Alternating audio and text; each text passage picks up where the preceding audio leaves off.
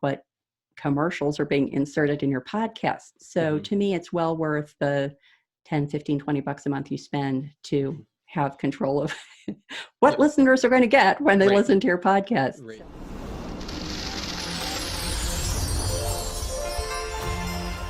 Right. So next I have, maybe we can switch over. I think the next several questions are a little bit more technical, craft related.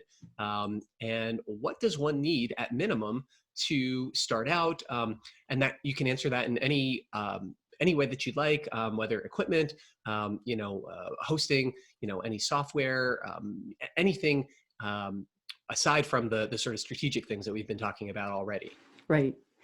Well, I'd say that for equipment is getting better and better. With each passing day, it becomes higher quality and more affordable. So I use a MacBook Air because I just like MacBook Airs.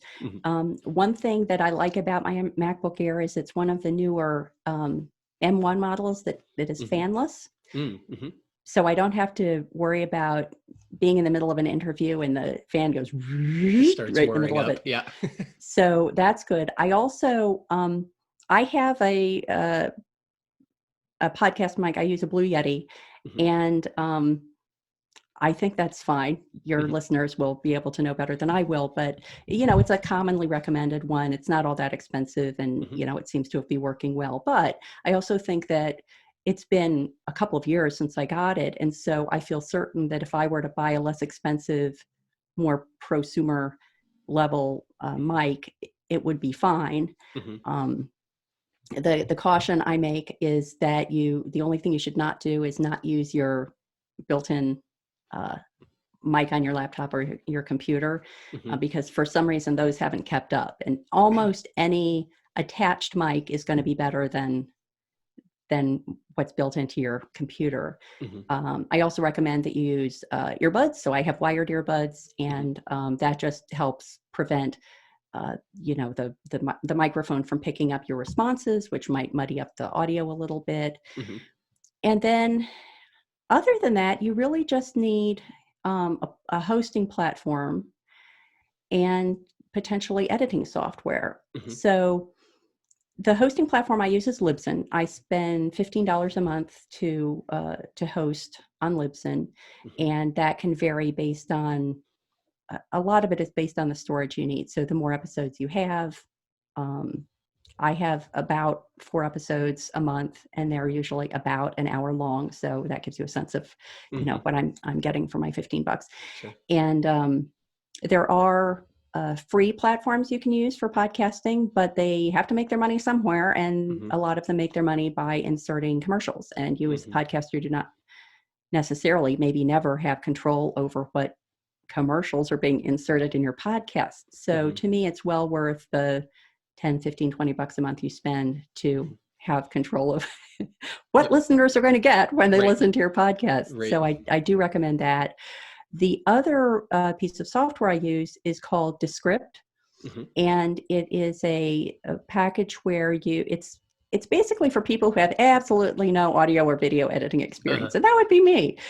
So I was totally at sea when it came to audio and video editing, and in fact, I paid someone for my first couple of episodes way back when to edit for me, and it was expensive and slowish, and it lessened the control I had over the kind of product I was putting out. So Descript is great because you can load an audio or video file. It transcribes it for you fairly accurately. And then the super nice thing about it is that if you edit the transcript, if you edit the text transcript, then it automatically edits the related audio and video. So if I say, there are really some things that I'd like to talk about, and I want to get rid of that first phrase, if I just delete those words from the transcript, it's deleted from the audio and video. Wow. And so it makes it very nice for people who are not audio and video experts to do that. It also has some nice pluses, like I can publish a full transcript of all my interviews, which actually has been really helpful because much to my surprise, many of my listeners are actually readers. They're actually consuming the content through the transcript, not through the podcast. And it also enables me to do nice captions, Mm-hmm. which is especially nice if I put an excerpt up on social media or something like that. Then Sure. people can be absorbing it even if they don't have their sound on, Mm-hmm. which is nice. And I have a pro version of Descript, which is I think $30 a month. Mm-hmm. And so then you can go from there. I mean, you Mm-hmm. can spend pretty much as you want to, but Sure. I would say that generally speaking, those are the basic technical needs. Yeah. Is there anything that you're thinking of that I'm overlooking based on your experience with your own similar kind of products?